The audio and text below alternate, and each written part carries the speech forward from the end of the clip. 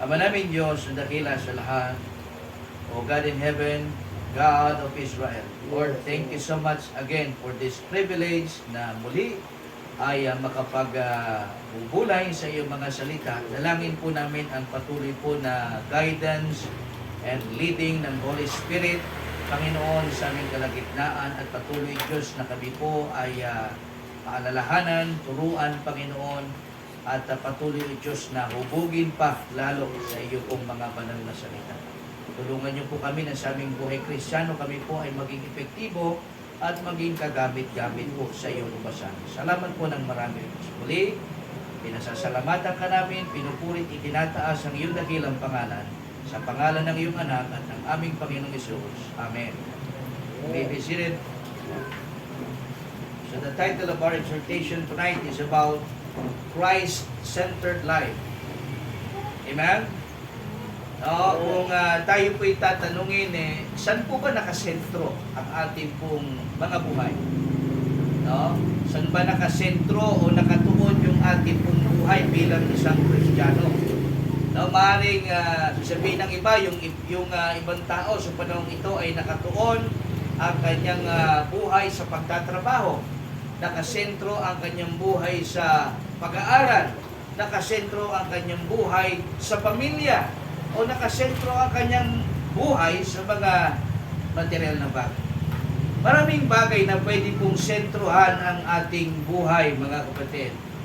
But tonight, no, the Bible is telling us about the Christ-centered life, mga kapatid. No? At dito po, sa ating pong binasang talata, ay makita po natin ang pagpapaalala po ni Apostle Paul sa Church of Colossae, na kung saan ay kanya pong binibigyan diin, no, yung buhay na kung saan ay nakasentro sa ating Panginoong Jesucristo. That's why in verse 12, sinabi ni Apostle Paul, just follow me in your Bible, sabi niya, put on therefore, listen, as the elect of God.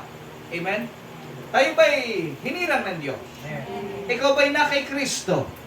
Kung ikaw ay ligtas, ang sabi ng Bible, put on therefore as the elect of God, holy and beloved, bowels of what? Mercy. No?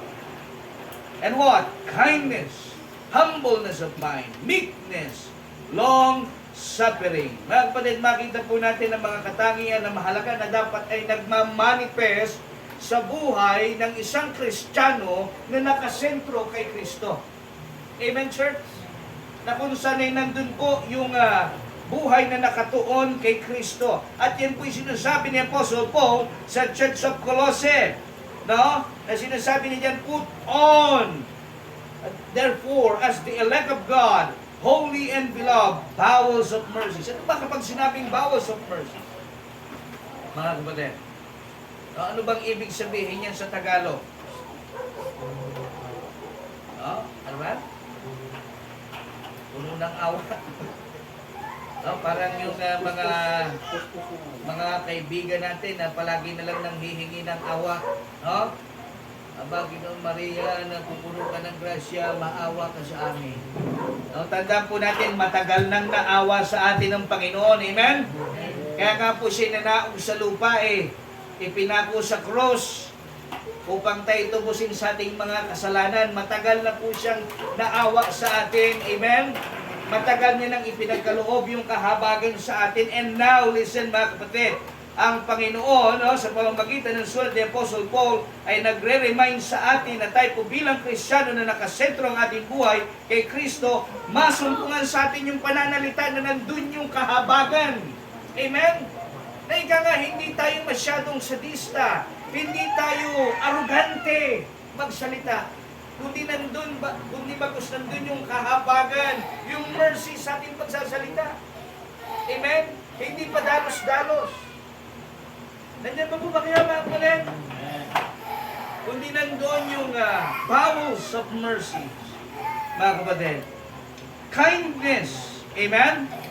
Yung kabutihan o kabaitan, no? Bilang isang Kristiyano, ako'y naniniwala na ang tunay na kay Kristo po, yan po'y mga taong mabubuti. Amen? nandun po yung kabutihan sa taong tunay na nakakilala sa Panginoon. Tandaan niyo po, ang kaligtasan ay hindi po sa pamamagitan ng mabuting gawa. Ito po ay sa pamamagitan ng pananampalataya kay Kristo. At yung mabuting gawa o yung kabutihan, yun po yung bunga ng kaligtasan. Amen. Are you still with me? Amen. No, hindi po yun paraan ng kaligtasan, kundi iyon ay bunga ng kaligtasan. Kaya kung ikaw, kapatid, ang iyong buhay ay nakasentro kay Kristo, listen, dapat masumpungan sa buhay mo yung kabutihan na sinasabi ng salita ng Diyos. No? Yung kindness sa buhay natin, mga kapatid. No? Humbleness of mind. Na nandun yung kapakumbabaan sa kaisipan. No? Are you still with me? Sa madaling salita, hindi po dapat hambog ang isang Kristiyano. No, hindi po mayabang, hindi mapagmalaki. Wala sa isip niya yung itaas ang kanyang sarili. Pero you still with me? Amen. Yan yung sinasabi rito ng humbleness of mind. Na nandun palagi yung humility, even sa pagsasalita. Excuse me, hindi mo masusumpungan sa kanya yung kayabangan, kundi nandun yung kapakumbabaan na nagmamanifest sa buhay ng isang taong nakasentro kay Kristo. Mga kapatid, yan ang sinasabi ng Apostle Paul sa mga mananampalataya sa Colossae, na kung saan inyong maunawaan na bilang kayo ay na kay Kristo, no, ang inyong buhay ay nakasentro kay Kristo, masumpungan sa inyong buhay, no, yung kababaan ng kaisipan or yung humbleness of mind, mga kapatid. No? Na kahit na sabihin natin ikaw ay mataas ang naabot mo sa buhay, marami kang alam, pero hindi mo ito ipinagmamalaki. Hindi mo ito pinangangalandakan. Hello, you're still there. Amen. No? Kumbaga nandun yung tinatawag na humbleness in mind. No? Hindi mo kailangan makipagtagisan, hindi mo kailangan makipagpaligsahan sa kung kanino na nagmamalaki na ako'y ganito ako. Hindi na kailangan, kapatid. Amen? Sapagkat alam ng Diyos kung sino ka at kung ano ang iyong abilidad. Amen? At ang tunay na mahusay, ang tunay na magaling, yan yung taong mapagkumbaba, mga kapatid. Yan yung taong humble. Amen? No, na kahit na alam mo, minsan hindi ka magsasalita na, magaling ako dyan. Hindi po. So, yan po yung may humbleness of mind. And what else? Makita po natin dyan yung meekness. No, a Christ-centered life, mga kapatid. Makita po natin yung kaamuan. Amen? No, na sa ating buhay, mga kapatid, makita po yung meekness nagmamanifest sa buhay natin.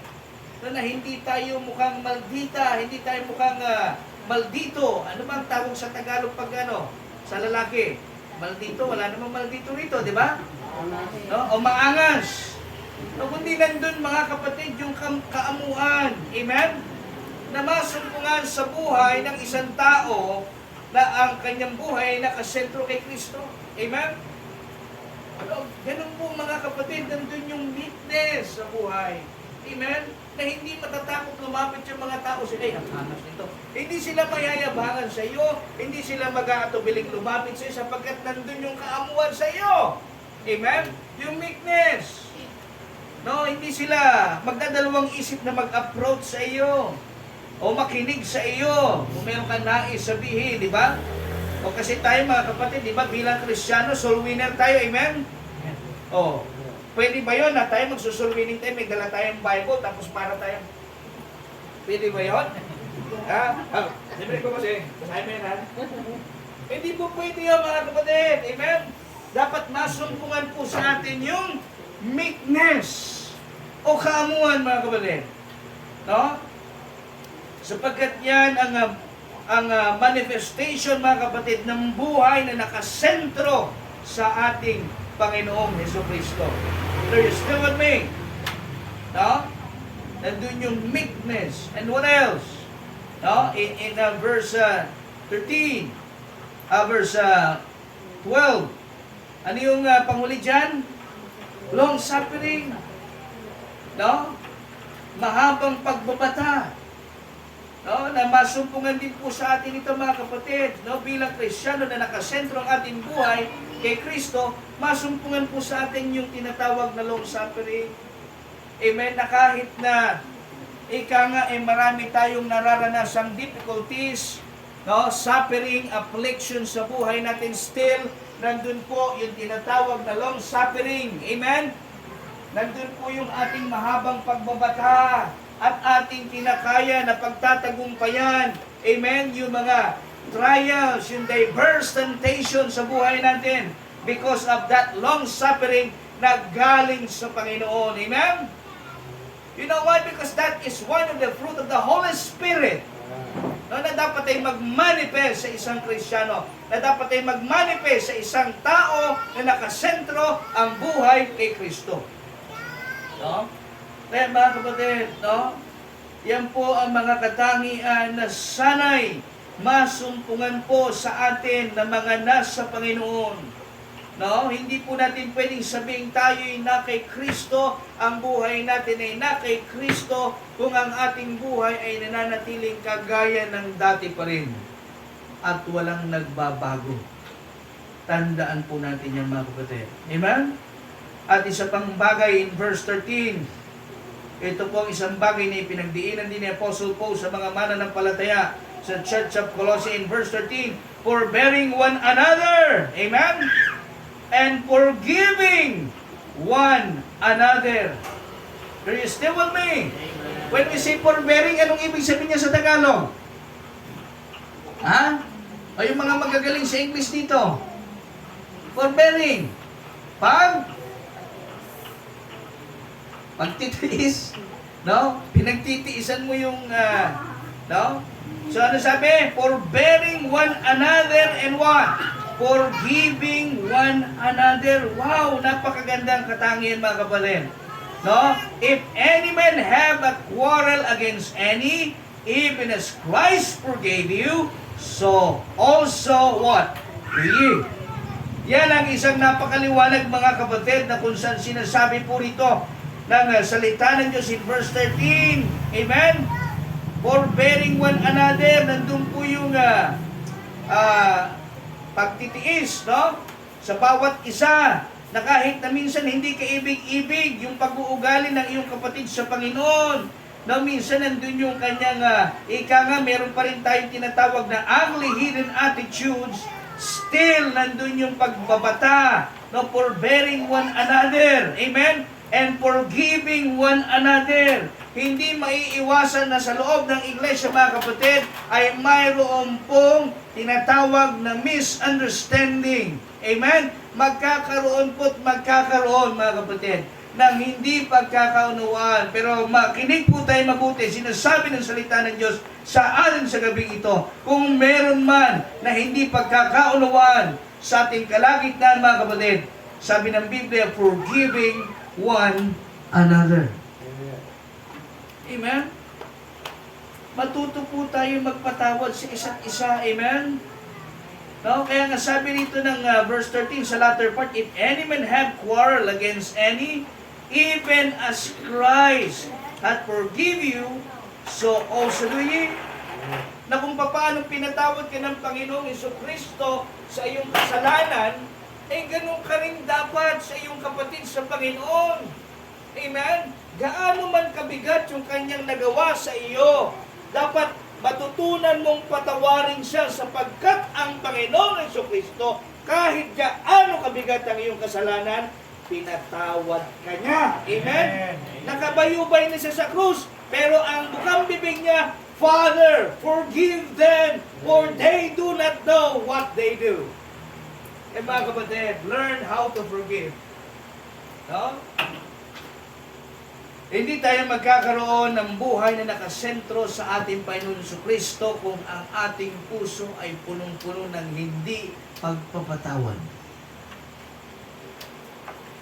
Hindi po tayo magiging epektibo sa ating paglilingkod kung tayo may kinikimkim na galit o sa ating puso, sa ating kapwa, lalo na sa ating kapatid sa Panginoon. forbearing one another, forgiving one another. Amen, church? O kung meron man dito nga magkagalit, no, yan ang sinasabi dito eh. Amen? If any man have quarrel against any. No, kung meron ka man nakagalit sa church, ito yung time, ito yung opportunity para lapitan mo siya. Sis, sorry. Amen? Amen, church? Brad, pasensya ka na. No? Forgiving one another.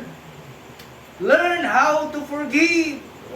That is a Christ-centered life, mga kapatid. Na tayo po ay marunong magpatawad, no? Sa isa't isa bilang magkakapatid sa Panginoon. No, gaya ng ating Panginoon Kristo ay nagpatawad sa atin, learn how to forgive. Amen? And in verse 14, ano sabi ko ng verse 14, and above all these things, listen, put on what? Yes, put on charity, which is the bond of perfectness. You see that? Which is the bond of perfectness. Why? Ano ba yung charity na yan, Pastor? No? That charity is the love of God. Amen? At yung pag-ibig ng Diyos, mga kapatid, that is a divine love. That is agape love. Amen? Divine love. No, na tanging ang Diyos lamang, mga kapatid, ang may kakayanan ibigay ang ganitong pag-ibig. Divine love, mga kapatid. No? That charity, mga kapatid, sabi ni Apostle Paul sa mga taga-Kolose, put sabi niya, above all these things, sa lahat ng sinabi niya from verse 12 to 13, no? Above all these things, put on charity, which is the bond of perfectness. Huwag mawawala, amen? Itong charity ito. You know why, mga kapatid? Alam niyo po kung bakit? In 2 Corinthians, para makita po natin kung gaano ba kahalaga itong charity ito. No?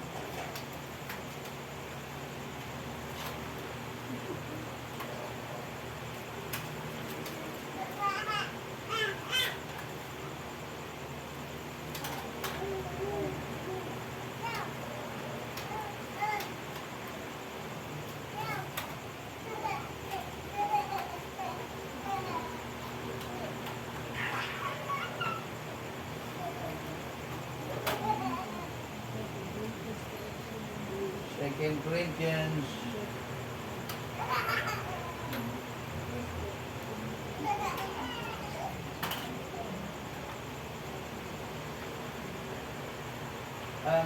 First Corinthians chapter 13, yes.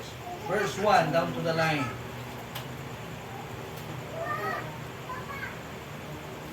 Yan, chapter 13. Kano ba kahalaga itong charity ito at bakit sinasabi ni Apostle Paul na higit sa ano paman sa lahat ng bagay na kanyang binanggit, dapat maging itong charity ito ay dapat din na mag-manifest sa buhay natin, no? Na mga na kay Kristo na. Nandiyan na po kayo? Anong sabi ng verse 1? Listen, though I speak with tongues, with the tongues of men and of angels, and have not, listen, charity, I am become a sounding brass or a tinkling cymbal. Now, meaning kahit na gaano ka kahusay o kagaling magsalita, sabi nga though I speak with tongues of men and of angels and have not charity, I am become a sounding brass or a tinkling cymbal. Kagaya ka lang ng isang kalembang na, alam niyo, walang tono, walang kwenta yung tunog. Amen? No, para ka, ibig sabihin, walang naidudulot na magandang tunog. No, kahit na gaano ka kahusay, without charity, no, you become as sounding brass and tinkling cymbal. In verse 2, ano sabi ng Bible? And though I have the gift of prophecy and understand all mysteries and all knowledge, and though I have all faith, so that I could remove mountains, and have not charity, I am what? Yes, I am nothing. Sabihin natin nasa iyo na lahat ng gifts, no, napakahusay mo, meron kang pananampalataya na kaya mong ilipat kahit bundok. Without charity, sabi ng verse 2, I am nothing. Amen? You are nothing. Ganyan po kahalaga ang charity, mga kapatid. Nakuha po natin, in verse 3, ito mas matindi po ito. And though I bestow all my goods to feed the poor, and though I give my body to be burned, and have not charity, it profited me nothing. See that? So, ganyan po kahalaga ang charity, mga kapatid. And what is charity again? That is the love of God. No? Kaya yan ang sinasabi ni Apostle Paul in verse 14, and above all these things, put on charity, which is the bond of perfectness. O kaya mga kapatid, no, lagi po natin tatandaan, wag na wag mawawala itong charity ito sa ating buhay Kristiyano. Because without charity, we are nothing. Amen, church? Yes, you heard it right. We are nothing. In verse 15, anong sabi po ni Apostle Paul? And let the peace of God rule in your hearts. Kita po natin, to the which also ye are called in one body, and be ye thankful. Sino ang kausap dito? Yung Church of Colossae, mga mananampalataya, mga ligtas. No, at sinasabi ni Apostle Paul sa kanila, and let the peace of God rule in your hearts. Not doubt, not fear, but let the peace of God, amen, rule in your hearts. Amen? Hindi yung takot, hindi yung pag-aalinlangan, hindi kahit na ano, kundi yung kapayapaan na kung saan ay nasa Diyos ang hayaang maghari sa inyong mga puso. To the which, sabi niya, also ye are called in one body, and be ye thankful. Amen? Alam ko sa panahon ito, mga kapatid, maraming bagay ang nakakapagpa-stress sa atin. Amen, church? Pero ganun pa man, mga kapatid, lagi po nating isa sa alang-alang ang salita ng Diyos. Let the peace of God rule in your heart. Amen? Amen, church? Oh. Huwag yung kapag nagkaroon ka lang ng konting problema, ikot na kagad ang kwento, hindi mo na alam ang gagawin mo. May Diyos ka. Amen? Bilang Kristyano, huwag tayong umakto na tila ba parang walang Diyos. Are you still with me? Let the peace of God rule in your hearts, and be ye thankful always, mga kapatid. No? In verse 16, let the word of Christ, ito po isa sa magandang makita po natin dito. Let the word of Christ what? Dwell in you. Kanino? Sa iyo. Amen? Kung ikaw ay ligtas, ikaw ay na kay Kristo, sabi ng salita ng Diyos, let the word of Christ dwell in you. No, not just only to dwell in you, but dwell in you richly in all wisdom. Amen? Oh, kumusta ang ating buhay, mga kapatid? Ano ba ang nananahan sa ating buhay? Baka naman puro na kamunduhan, puro na kasalanan, puro na mga bagay na kung saan ay nakasasakit sa damdamin ng Diyos. Ano naman ng ating buhay, mga kapatid? Ano yung nananahan sa atin? Hello, nandiyan pa po ba kayo? No? Ang sabi ng salita ng Diyos in verse 16, let the word of Christ dwell in you. Amen? No? Ilang verses, mga kapatid, ang memorize natin bilang Kristiyano. No? Ilang verses ba ang ating kabisado, no, sa Bible? Hello? Hindi po ba kayo? Na kung saan ay masasabi natin na ating pong pinanghahawakan bilang Kristiyano. Kasi sabi ng Bible, let the word of Christ dwell in you. Amen? Oh. Richly in all wisdom, na nandun po yung lahat ng karunungan. Meaning mga kapatid, ito po'y ipinapakita ng verse 16 na tayo bilang Kristyano, dapat tayo ay equipped sa salita ng Diyos. Amen? Dapat doon na tayo po'y founded sa salita ng Diyos. Amen? Na nandun palagi sa buhay natin nagmamanifest yung salita ng Diyos, mga kapatid. Amen? Hindi yung puro na lang tayo drama palagi sa araw-araw. Amen? Tapos hindi naman natin ina-apply yung sinasabi ng Bible sa atin. Hello, you still there? Yan po dapat natin maunawaan, mga kapatid. Punuin po natin ang salita ng Diyos ang ating buhay. Huwag yung mga basura na naririnig natin sa paligid.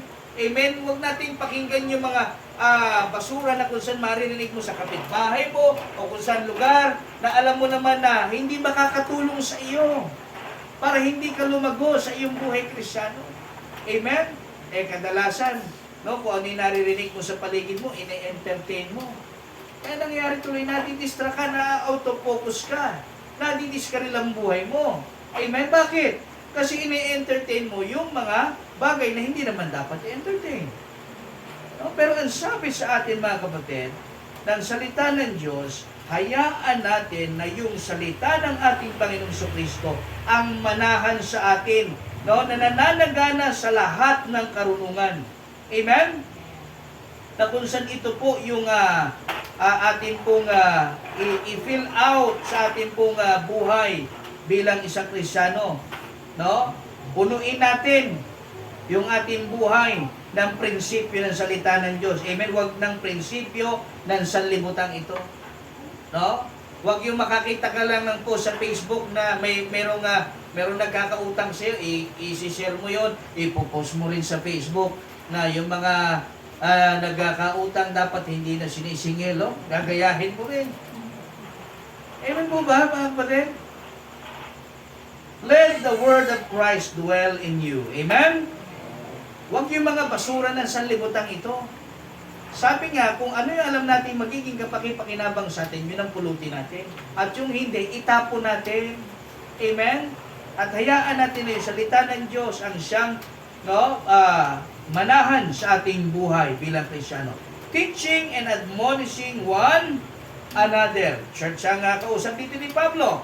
Okay, sabi dito, teaching and admonishing. When we say teaching, magturo. Amen? At magpaalala sa isa't isa. In what way? In psalms, in hymns, and spiritual songs. Singing with grace in your hearts to the Lord. Kaya di ba yung mga inaawit natin kanina, kita nyo, di ba may mensahe yung awit? Amen? In that way, napapaalalahanan tayo, sabi ng awit, will work till Jesus comes. Amen? Amen po ba, mga kapatid? Oh, tayo'y magpagal, no? Hanggang sa pagbabalik ng Panginoon. And ang sabi rito, teaching and admonishing one another. When we say admonishing, nagpapaalala tayo sa isa't isa bilang magkakapatid sa Panginoon. Ini-encourage natin yung bawat isa, hindi dinidiscourage. Amen? O kaya, minsan may iba hindi na nagpapatuloy kasi imbis na ma-encourage, nadi-discourage. Amen po ba, mga kapatid? Oh, yan po ang ating pong pakatandaan.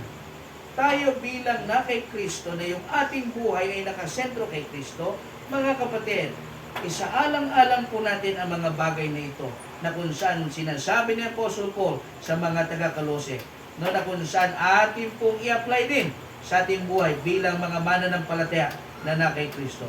And in verse 17, sabi ng Bible, and whatsoever you do, in word or deed, do all in the name of the Lord Jesus. Okay, pagdating dun sa lahat ng bagay na ating ginagawa, make sure and rest assured, mga kapatid, na yung ating ginagawa, yon ay nakapagbibigay ng kaluwalhatian sa ating Panginoong Jesucristo. At yun ay ginagawa natin sa ngalan ng ating Panginoong Jesus. Amen? Hindi dahil meron tayong hidden agenda o meron tayong ibang purpose kaya natin ginagawa yun. Amen? Nauunawaan po natin mga kapatid. No? Mabait ka sa iyong kapatid sa Panginoon kasi meron kang ibang pakay. No? Hindi naman sa pangalan ng Panginoong Hesus. No? Yun ang ibig sabihin mga kapatid. No? And whatsoever you do in word or deed, do all in the name of the Lord Jesus, giving thanks to God and the Father by Him.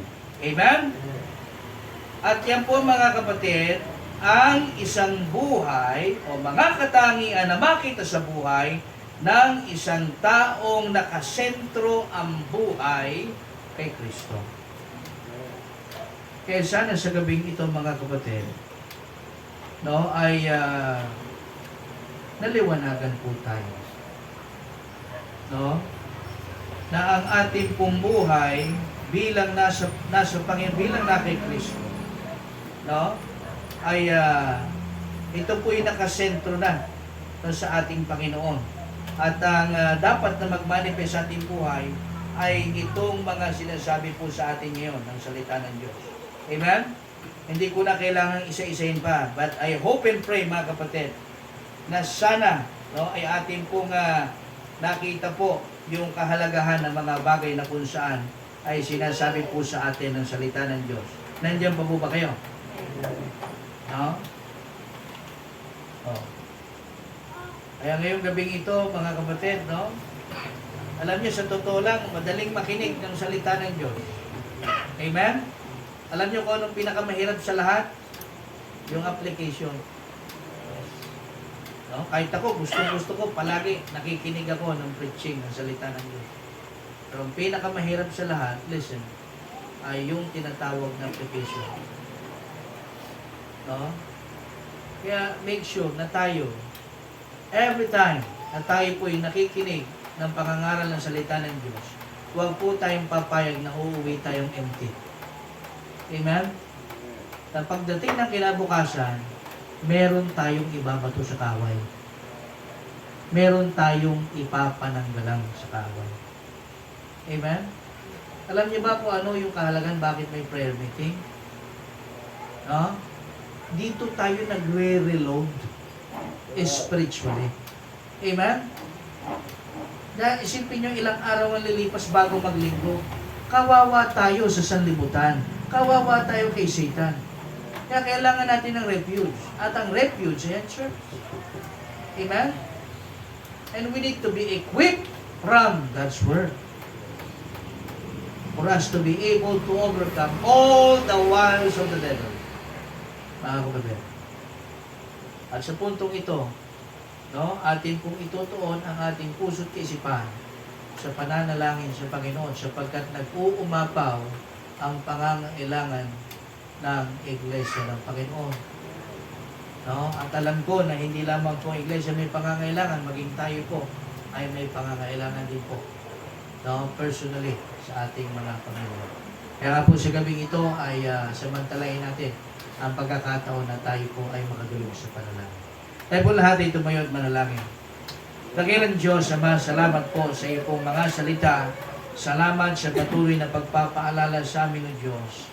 Salamat, Panginoon, sapagkat aming nakita ang buhay na nakasentro sa aming Panginoong Jesucristo. Dakilang Diyos, salamat po sa mga katangiang amin pong natunghayan sa gabing ito, Panginoon. We pray, Lord, na lahat po ng ito ay amin pong gagamitin, Panginoon, sa amin pong buhay upang kami, O Diyos, ay lalo pa pong maging profitable, Panginoon, lalo pa pong maging epektibo sa iyo pong ubasan, Panginoon. We pray, Lord, na patuloy po nabigyan din po kami, Diyos, ng wisdom kung paano po namin i-apply, Panginoon, ang mga prinsipyong ito sa aming buhay Kristiyano. Sapagkat si Satan, O Diyos, ay tunay na napaka galing gumawa ng paraan upang sirain, Panginoon, ang iyong magandang pagtuturo. Kaya Diyos, kami po'y umaasa sa iyong habag, sa iyong biyaya, Panginoon. Without you, Lord, we can do nothing, Panginoon. Kaya patuloy po na inaasa po namin sa iyong lahat. And again, Lord, we pray na patuloy, Diyos, na sa amin pong pagdako sa panalangin ay patuloy Diyos na kami panguna ng iyong Espiritong Banal at patuloy po Panginoon na iyong dakilang presensya ay manahan sa aming kalagitnaan. Gagaya ng iyong sinabi, 2 or 3 gather together in my name, am I in the midst of them. Lord, we pray na patuloy sa aming pananalangin ay patuloy po na kami pangunahan at pagpapalain mo Diyos. Ito ang aming dalangin sa matamis sa pangalan ni Jesus, na aming Diyos at tagapagligtas. Amen. Amen.